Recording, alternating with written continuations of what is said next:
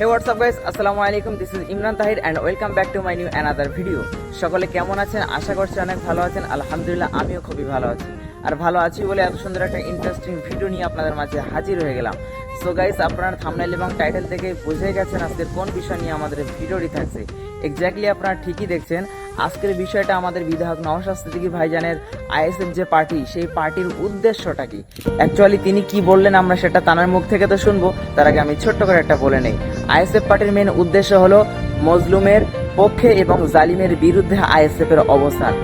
যে ধর্মেরই হোক না কেন, সে মুসলিম হতে পারে, অথবা হিন্দু হতে পারে, অথবা খ্রিস্টান হতে পারে, অথবা বৌদ্ধ হতে পারে, সে যে ধর্মের মধ্যেই হোক না কেন, যারা অসহায়, যাদের উপরে জালিমরা জুলুম করে, অসহায়দের উপরে যারা জুলুম করে, সেই জুলুমকারীর বিরুদ্ধে এবং জুলুমকারী যারা জুলুম হচ্ছে তাদের পক্ষে আইএসএফ এর অবস্থান। কি বললেন বিধায়ক নওশাদ সিদ্দিকী? তিনি আরো জানান, আইএসএফ যেখানে প্রার্থী দেবে সেখানে যদি বিজেপি চলে আসে, পাবলিক যে সাজাটা দেবে নওশাদ সিদ্দিকী সেই সাজাটাই মেনে নিবে।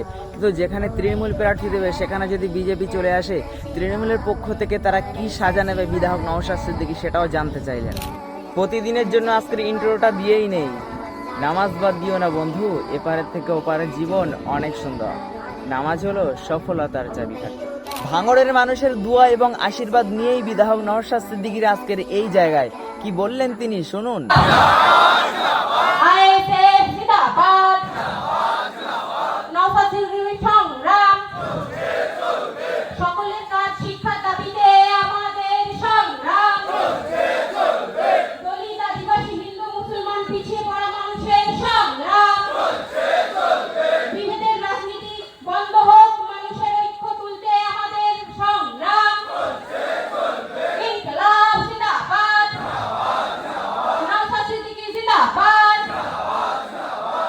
আমাদের আপনারা আমাদের শক্তি, আপনাদের এই মানে বিষয়টাকে ক্লিয়ার থাকা দরকার। আমাদের অবস্থান কি হবে, আমাদের পার্টির লাইন কি হবে। আমাদের পার্টির লাইন এটাই, কি লাইন বল, যারা অত্যাচার করবে তাদের বিরুদ্ধে, যারা অত্যাচারের শিকার হবে তাদের পক্ষে। একটা জিনিস ক্লিয়ার থাকলো তো, চুপচুপানি আসবে না তো কোনো জায়গায়, আসবে নাকি? আমার কাছে আসে না, দেখেছেন তো, ওই জন্য আমাকে সমালোচনা করে। কিছু করার নেই, আমার করলেও করার নেই কিছু। সত্য কথা বলতে আসবো, তাতে যদি কারো গায়ে লাগে কিছু আমি করব না। কারণ এটুকু জানি, আমি যে বিধায়ক হিসাবে আমি যে সম্মানটা পাচ্ছি, কারো চটি দেখিয়ে পাইনি, ভাঙড়ের মানুষের ভোট দুয়া আশীর্বাদ নিয়ে পেয়েছি। এখানে আমাদের ভাঙড়ের সাংবাদিক একজন এসে উপস্থিত হয়েছে, ওনাদের দুয়া আশীর্বাদ ভোট নিয়ে হয়েছে। উনি না ভোট দিলেও আমি ওনার বিধায়ক, ওনার কোনো সমস্যা হলে আমার দায়িত্ব হচ্ছে ওনাকে পূরণ করে দেওয়া। এটা আমার ডিউটি। ওনার ইচ্ছা উনি দেবেন না দেবেন, ভোট দিয়েছেন কিনা আমি জানারও প্রয়োজন নেই। আমাদের পার্টির একটা ক্লিয়ার। তো আমি আপনাদের আমার জায়গায় ফিরে আসি। পার্টিটাকে আমাদেরকে, আপনার বাড়ির শিশুকে যেমন আপনি যত্ন করে বড় করছেন, সেটা তো আজ থেকে আপনাদের মাথায় ঢুকিয়ে নিতে হবে। পার্টিটাও আপনার একটা শিশুর মতো, একটা চারা গাছ, একে ঘিরে ধরে রাখতে হবে। আস্তে আস্তে আদর যত্ন করে একে আস্তে আস্তে বড় করতে হবে, ময়ূর থেকে পরিণত করতে হবে।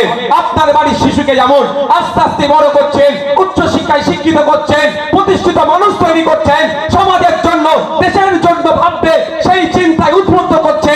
আপনার পার্টি আইএসএফ কেও একই ভাবে আগলে ধরতে হবে, মানুষের কাছে পৌঁছাতে হবে, এবং সেই রকমই একদিন বাংলার শাসন কার্য পরিচালনার জায়গায় আপনাকে নিয়ে যেতে হবে। আপনাকে, আমি একা পারবো না, বিশ্বজিৎ একা পারবে না, এনারা একা পারবেন না। এদের দ্বারা আপনারা যদি না সাথ দেন, চায়ের দোকানে সবই ভালো আছে, অন্যায় করছে বুঝতে পারছি, কিন্তু কড়া থেকে চুলেই পড়তে হবে এই ধরনের গল্প শোনাবে। কড়াতে ছিলাম চুলেই পড়ে যাবে, হ্যান ত্যান, সেই মন্দের ভালো, এইসব গল্প শোনাবে।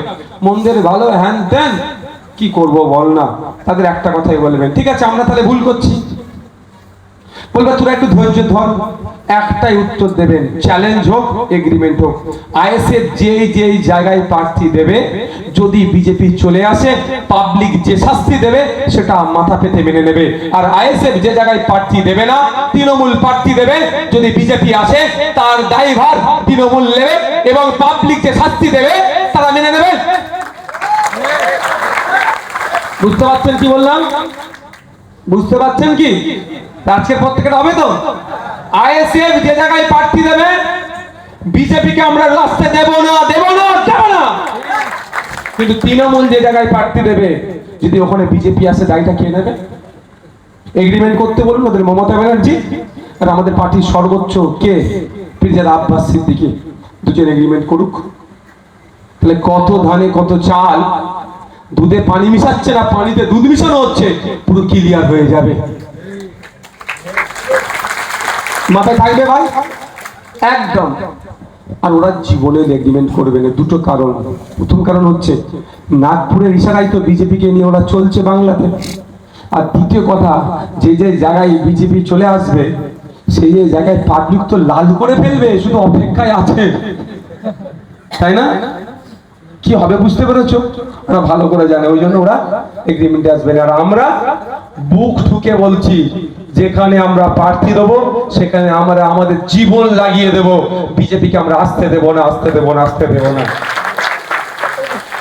তবে বিজেপির উপর আক্রমণ করে নয় ভাই, তৃণমূলের উপর আক্রমণ করে নয়, সিপিএম কংগ্রেসের উপর আক্রমণ করে নয়, আমরা আমাদের মেহনত দিয়ে, শ্রম দিয়ে, পরিশ্রম দিয়ে, বিবেক দিয়ে, বুদ্ধি দিয়ে, অর্থ দিয়ে আমরা ওই জায়গায় বিজেপিকে আটকাবো। এই বলে আমি আমার বক্তব্য শেষ করলাম।